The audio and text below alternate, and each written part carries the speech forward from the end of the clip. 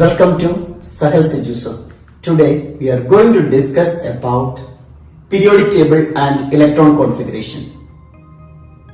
Part 2. In our previous lecture, we discussed about orbit and subshells. നമ്മുടെ ഒന്നാം അധ്യായത്തിന്റെ ആദ്യ ഭാഗത്തില് ഷെല്ലുകളെ കുറിച്ചും സബ്ഷെല്ലുകളെ കുറിച്ചും ഡിസ്കസ് ചെയ്തു. ഇന്നത്തെ അധ്യായത്തിൽ നമ്മൾ ഡിസ്കസ് ചെയ്യുന്നത് സബ്ഷെൽ ഇലക്ട്രോൺ കോൺഫിഗറേഷൻ എങ്ങനെ എഴുതാമെന്നാണ്.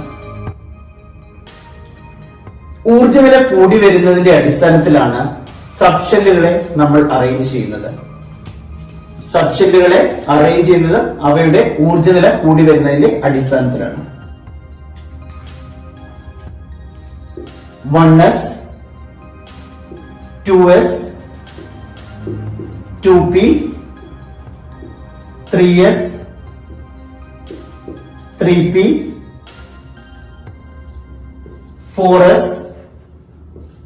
3d ഇങ്ങനെയാണ് സബ്ഷെല്ലുകൾ അറേഞ്ച് ചെയ്യുന്നത്. ഇങ്ങനെ സബ്ഷെല്ലുകളെ അറേഞ്ച് ചെയ്യുന്നത് അവയുടെ ഊർജ്ജനില കൂടി വരുന്നതിന്റെ അടിസ്ഥാനത്തിൽ അറേഞ്ച് ചെയ്യുന്ന പ്രിൻസിപ്പിൾ ആണ് അഫ്ബ പ്രിൻസിപ്പിൾ.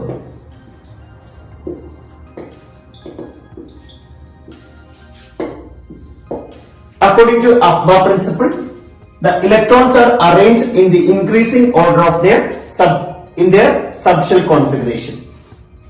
Afbah principle അനുസരിച്ച് ഇലക്ട്രോണുകളെ അവയുടെ സബ്ഷെല്ലുകളിൽ അറേഞ്ച് ചെയ്യുന്നത് അവയുടെ ഊർജ്ജനില കൂടി വരുന്നതിന്റെ അടിസ്ഥാനത്തിലാണ്.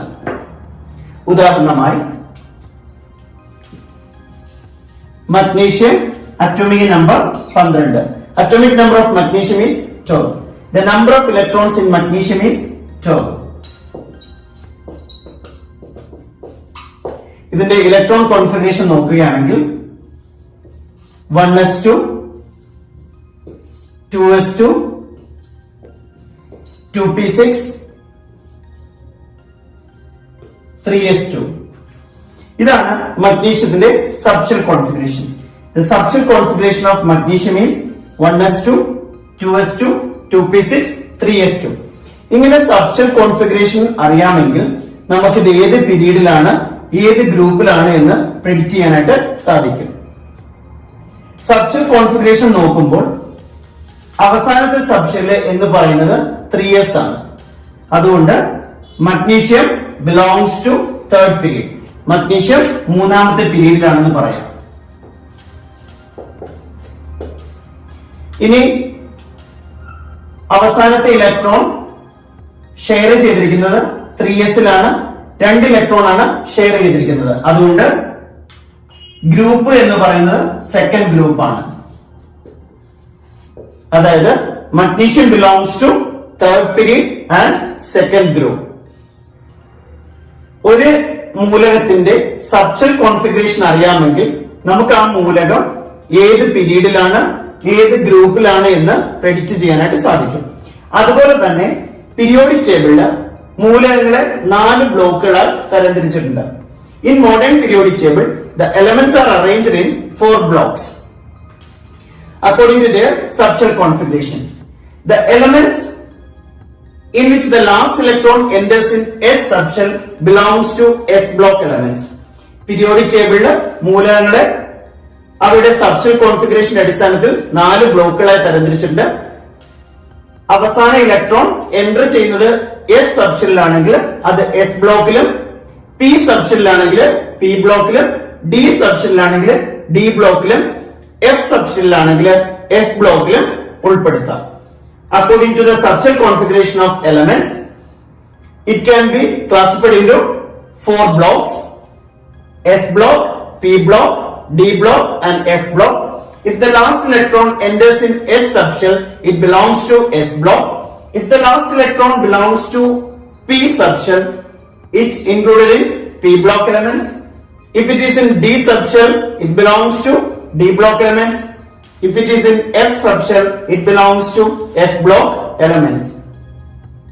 ഈ കേസിൽ magnesium the last electron enters in 3s2. That is the last electron enters in S subshell. മഗ്നീഷ്യത്തില് ഇലക്ട്രോൺ വിന്യാസം എഴുതുമ്പോൾ, സബ്ഷെൽ ഇലക്ട്രോൺ വിന്യാസം എഴുതുമ്പോൾ അവസാന ഇലക്ട്രോൺ എസ് സബ്ഷെല്ലിലാണ് ഉൾപ്പെട്ടിരിക്കുന്നത്. അതുകൊണ്ട് ഇത് എസ് ബ്ലോക്ക് മൂലകമാണ്. Magnesium belongs to S block. Another example,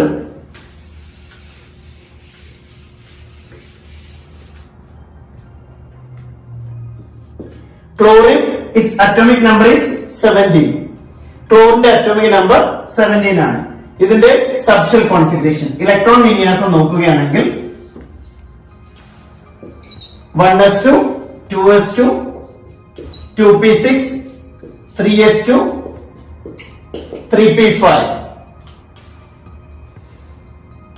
ക്ലോറിന്റെ subshell configuration 1s2, 2s2, 2p6, 3s2, 3p5. Last electron enters in p subshell. That is, chlorine belongs to p block.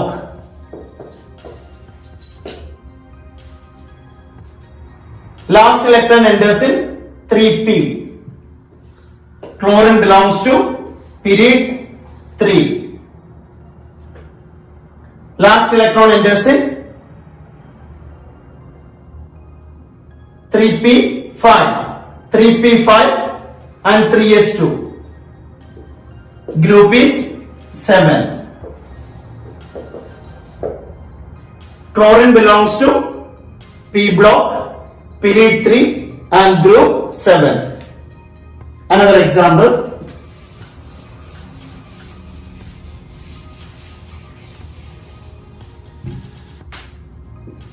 carbon atomic number 6. Electronic configuration 1s2, 2s2, 2p2. Carbon belongs to p block,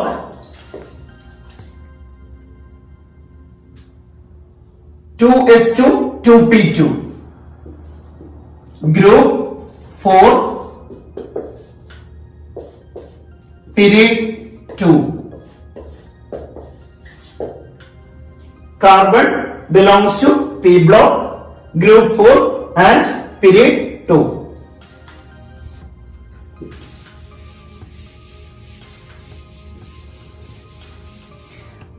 Last electron, if enters in d subshell, there is certain peculiarity nature is there. For example, chromium atomic number 24 ആണ്. ഇതിന്റെ subshell configuration electron വിന്യാസം എങ്ങനെയാണെന്ന് നോക്കാം. We expect electronic configuration 1s2, 2s2, 2p6, 3s2, 3p6, 4s2, 3d4 എന്നാണ്. The expected configuration of chromium is 1s2, 2s2, 2p6, 3s2, 3p6, 4s2, 3d4. In our first lecture we discussed d subshell contains 10 electrons. d subshell 10 electron ആണ് occupy ചെയ്യുന്നതെന്ന് നമ്മൾ ഒന്നാമത്തെ ലെക്ചറിൽ video ലെക്ചറിൽ discuss ചെയ്തിരുന്നു. എന്നിരുന്നാലും ഡിയില് 5 ഇലക്ട്രോണോ അല്ലെങ്കിൽ ഭാഗികമായോ അല്ലെങ്കിൽ പൂർണ്ണമായി d10 ആണെങ്കിൽ അത് കൂടുതൽ സ്ഥിരതയുള്ളതായിരിക്കും. In d subshell, if it is half filled, that is d5, or it is fully filled, d10, then that configuration is more stable. അങ്ങനെയുള്ള കേസിൽ d4 or d9, d4 oh d9 ഓ വരികയാണെങ്കിൽ 1 electron from s shifted to d. അതായത് d4 അല്ലെങ്കിൽ d9, d9 അങ്ങനെ വരികയാണെങ്കിൽ S സബ്ഷെല്ലിൽ നിന്നും ഒരു electron ഡിയിലേക്ക് ഷിഫ്റ്റ് ചെയ്യപ്പെടും. അങ്ങനെയാണെങ്കിൽ ഈ കോൺഫിഗറേഷൻ തെറ്റാണ്. This configuration is wrong one. So the actual configuration of chromium is 1s2, 2s2, 2p6, 3s2, 3p6, 4s1, 3d5. ഇതാണ് ആക്ച്വൽ കോൺഫിഗറേഷൻ. ക്രോമിയത്തിന്റെ നമ്മൾ എക്സ്പെക്ട് ചെയ്യുന്ന കോൺഫിഗറേഷൻ 4s2, 3d4 ആണ്. എന്നിരുന്നാല് d4, d9 അങ്ങനെ വരുന്ന അവസരങ്ങളിൽ D5 and D10 half filled or fully filled എന്ന് പറയുന്നത് more stable ആണ്. അപ്പോൾ ആ സ്റ്റെബിലിറ്റി അറ്റൈൻ ചെയ്യാൻ വേണ്ടിയിട്ട് എസ് സബ്ഷനിൽ നിന്നും ഒരു ഇലക്ട്രോൺ ഡിയിലേക്ക് ചേഞ്ച് ചെയ്യും. അപ്പോ 1s2 2s2 2p6 3s2 3p6 4s1 3d5 എന്നായിരിക്കും ക്രോമിയത്തിന്റെ subshell configuration. Another example, copper, atomic number 29.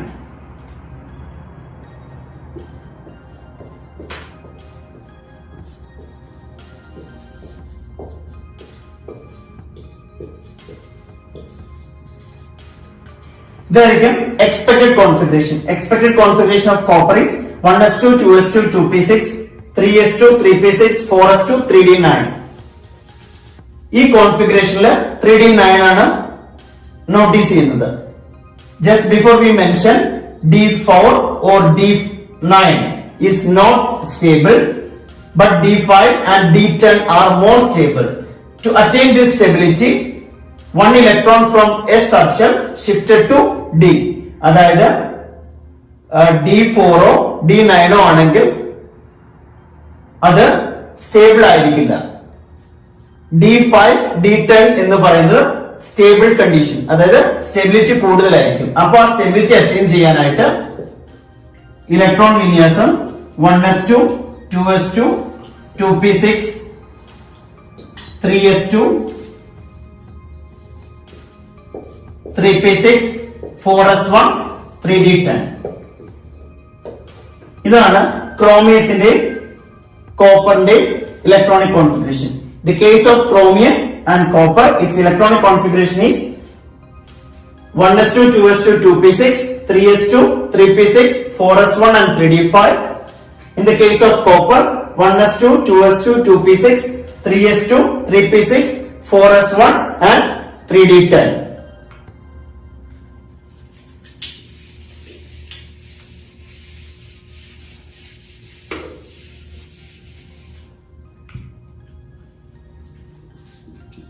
Sodium atomic number 11.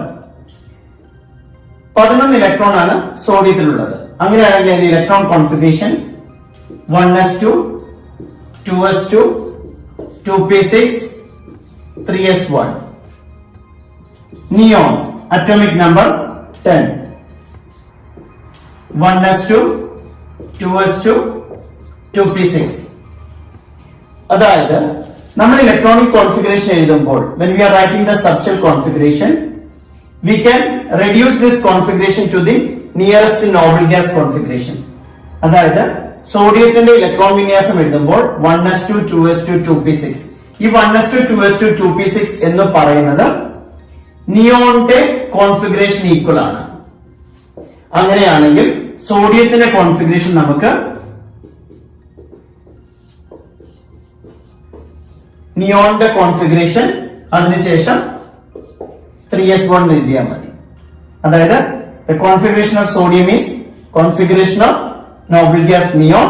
After that you want to write 3s1. Another example,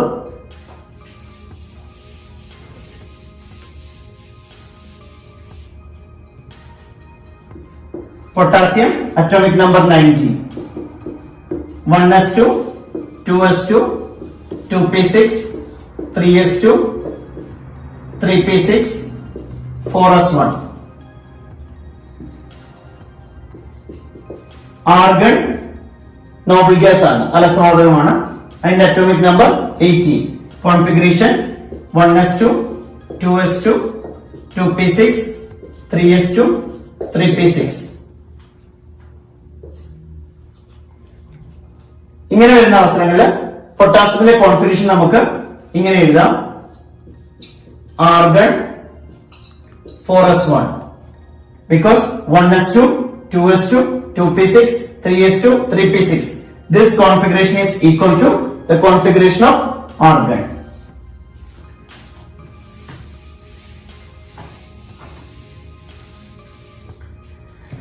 Subshell configuration അറിയാമെങ്കിൽ, if you know the subshell configuration of an element, it is very easy to predict this element belongs to which period, which group, and it belongs to which block.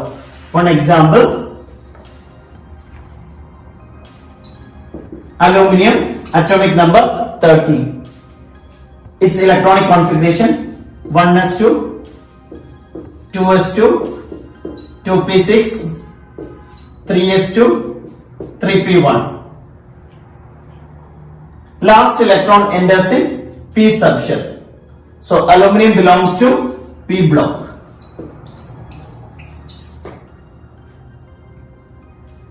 Last electron enters in third shell, that is 3p. So it belongs to third period.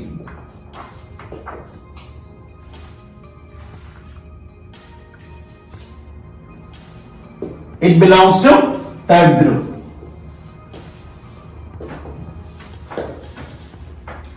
Thanks for watching this video. Please subscribe our channel for further more videos.